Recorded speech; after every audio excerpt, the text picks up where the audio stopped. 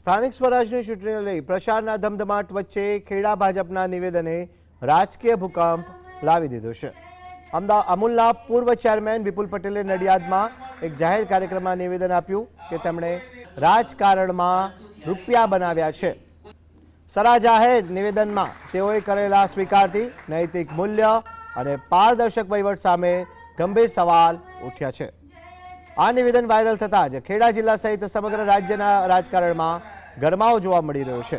આગામી દિવસોમાં ભાજપ સંગઠન પોતાના નેતાના વિવાદાસ્પદ નિવેદન સામે કેવા પ્રકારના શિસ્તભંગના પગલાં ભરે છે તે જોવું રહેશે।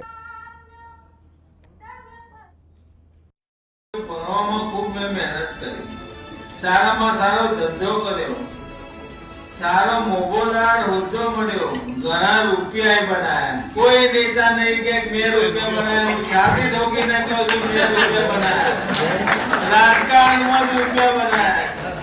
આવા કોઈ નેતા નડિયાદમાં ખેડા જિલ્લામાં કોઈ નહીં મળે, કારણ કે જે મળે ઘેર ભરે બહાર હાલે।